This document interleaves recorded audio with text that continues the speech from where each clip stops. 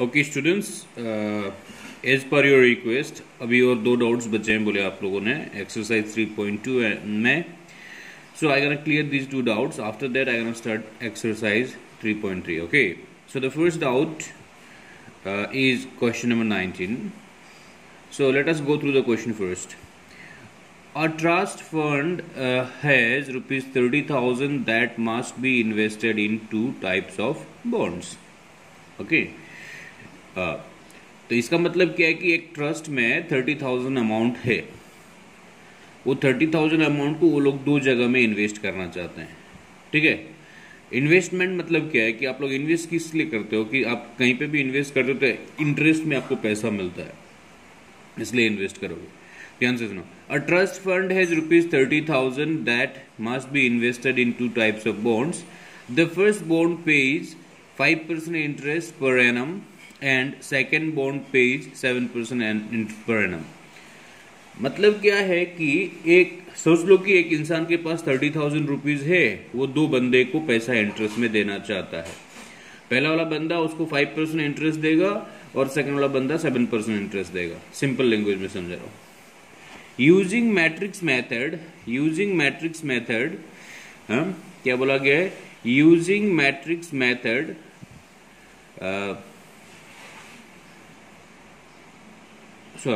using matrix multiplication determine how to divide rupees 30,000 among the two types of bonds if the trust fund must obtain an annual total interest of rupees 1,800 and rupees 2,000. So basically यहाँ पे दो दिया है, Roman number 1 and Roman number 2. मैं Roman number 1 आप लोगों को कर दूंगा और रोमन नंबर 2 आप लोग खुद करना है. ठीक है. तो मैं शुरू से लेकर लास्ट तक एक बार क्वेश्चन को फिर से पढ़ के आप लोगों को समझाने का कोशिश करूंगा. After that I will start solving the question. Okay. A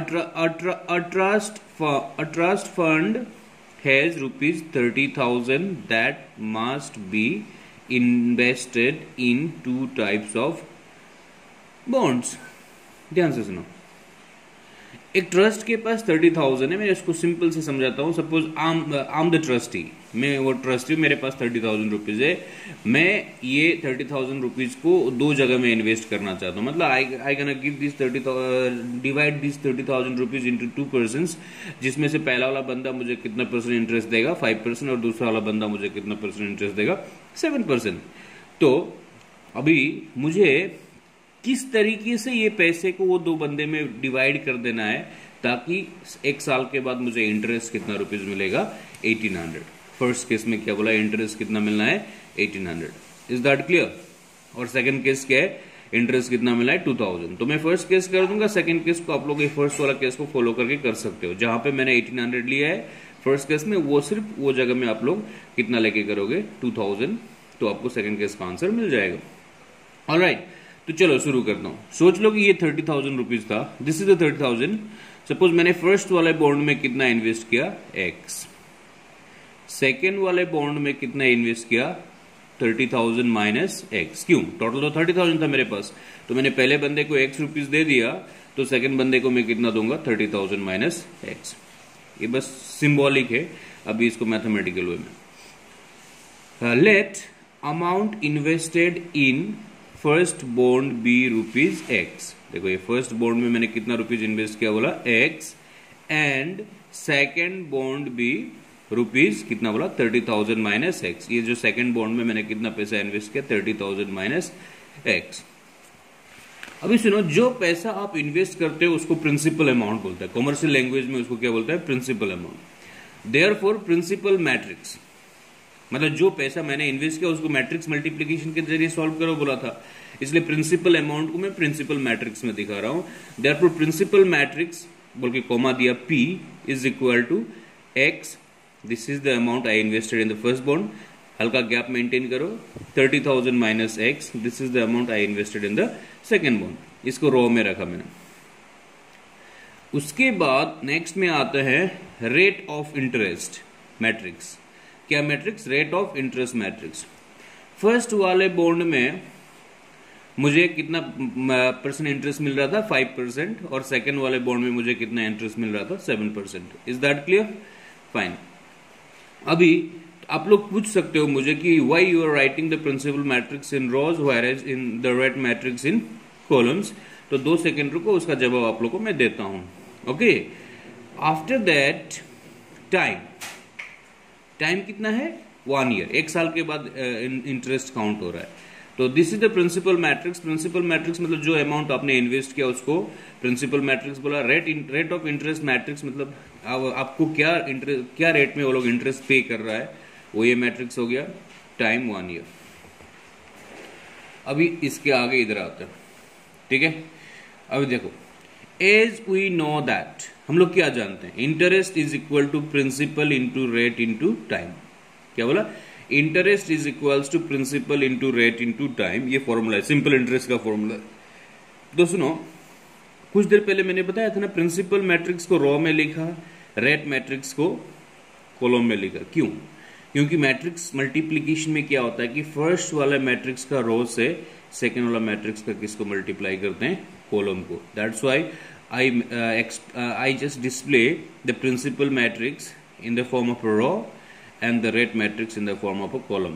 Time factor is not a matrix, it's a constant number, तो एक constant number रहेगा। ओके, तो प्रिंसिपल मैट्रिक्स को मैंने क्या में लिखा, रो में, और रो में रेट मैट्रिक्स को क्या में लिखा, कॉलम में। यहाँ पे देखिए आप लोग, तो ये interest is equal to 1800 first case के लिए, सेकंड केस के लिए आप लोगों के लिए 2000 है। Interest is equal to 1800 and this is the principal matrix, okay, in रो।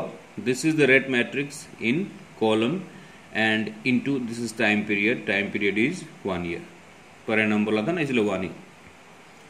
अभी सिंपल मल्टीप्लीकेशन है। दिस इज 1800, मल्टीप्लाई करो रो से कॉलम को, क्या है, x into 5, 5x divided by क्या है, 100, plus this into this, 30,000 into 7, 2,10,000, minus 7 into x, minus 7x by 100। Simplify करो, एक कांस्टेंट नंबर मिल रहा है, फिक्स वैल्यू मिल रहा है। उसके बाद फर्दर सिंप्लीफाई किया तो देखो ये क्या हो गया, एलसीएम लिया, 100 हो गया 5x प्लस 2,10,000 माइनस 7x, तो क्रॉस मल्टीप्लाई कर दो, 100 into 1800, 1,80,000, 5x minus 7x is minus 2x plus 2,10,000। Alright, तो उसके बाद ये माइनस 2x को आगे लेके आया, प्लस 2x, ये 1,80,000 पीछे चला गया, माइनस 1,80,000, 2,10,000 माइनस 1,80,000 कितना हो गया, 30। तो ये 2 से इसको कैंसिल कर दिया, x इज इक्वल टू 1500। तो x मतलब क्या था, अमाउंट इन्वेस्टेड इन क्या था, फर्स्ट बॉन्ड। क्या बोला मैंने, amount invested in first bond. First bond में कितना पैसा इन्वेस्ट किया था मैंने, x, तो x का वैल्यू कितना आया, 1500। Similarly amount invested in second bond, second bond में कितना इन्वेस्ट किया था, क्योंकि टोटल कितना था, 30,000 था, तो फर्स्ट बॉन्ड में 15 इन्वेस्ट किया, तो सेकंड में क्या था, 30,000 माइनस एक्स था, एक्स का वैल्यू कितना मिला था, 15। तो 30,000 माइनस 15,000 करने से कितना आया, 15,000। मतलब पहले वाले बंदे को भी मैंने 15,000 रुपीज दिया, सेकंड वाले बंदे को भी मैंने 15,000 दिया। Is that clear? Hope you understood. नहीं समझा तो फिर से मैं समझाता हूं। यहाँ पे एक्स का वैल्यू क्या आया था बताओ, 1500। एक्स का वैल्यू 1500 आना मतलब हम लोगों ने फर्स्ट बॉन्ड में कितना इन्वेस्ट किया था, फर्स्ट बॉन्ड में हम लोगों ने एक्स इन्वेस्ट किया था, तो फर्स्ट बॉन्ड में हमारा इन्वेस्टमेंट हो गया 15,000। सेकेंड बॉन्ड में हम लोगों ने कितना इन्वेस्ट किया था, 30,000 माइनस एक्स, एक्स मतलब कितना आया, 15,000। तो 30,000 माइनस 15,000 करने से सेकेंड में भी कितना आया, 15,000। Hope you understood. ये रोमन नंबर 1 का सॉल्यूशन है। रोमन नंबर 2 का सॉल्यूशन को आप लोग खुद करना है। Okay, thank you.